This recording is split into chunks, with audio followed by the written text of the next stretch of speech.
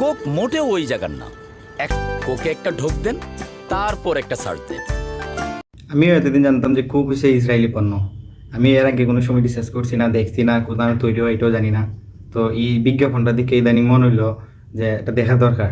তো দেখলাম আজকে গুগলও সার্চ দেওয়া, গুগলে আমি যখন গেলাম গিয়ে দেখলাম যে এটার যে উৎপত্তি স্থল, যেখানে উৎপাদন প্রথম শুরু হয়েছিল, এটা হচ্ছে যুক্তরাষ্ট্র, জর্জিয়া একটা জায়গা, এটা প্রথম বিক্রি হয়েছে। তো এখানে কোথাও কোনো জায়গায় ইসরায়েল লেখা নাই। তো এই হিসাবে অভিনেতারা যেটা হইছে এটা ঠিক হইছে যে গুগলে সার্চ করে আপনি কোথাও পাবেন না যে এটা ইসরায়েলি পণ্য।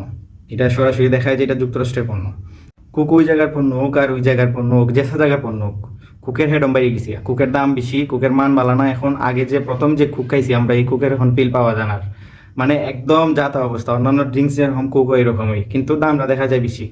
যে কারণে আমি এটা ইসরায়েলি পণ্য হইলেও হোক, ফিলিস্তিনি পণ্য হইলেও হোক, সমস্যা নাই, আমি কুক বয়কট করছি। আমি কুক কিন্তু কিনে খাই না। মাঝে মধ্যে বাধ্য হইয়া যদি কোথাও কোনো জায়গায় কুক ছাড়া অন্য কিছু না পাওয়া যায়, তাহলে আমি কুক খাই, এছাড়া কিন্তু আমি কুক খাই না। তো এইখানে কুক আপনি বয়কট করেন, সমস্যা নাই, কিন্তু অভিনেতাটার উপরে যে রাগটা, যেটা লাভ নাই। কোকাকোলা বয়কটের একটা কারণ থাকা দরকার, যেটা হয়েছে এটার দাম বেশি। এটার দাম দিন দিন বাইরে যেতেছে।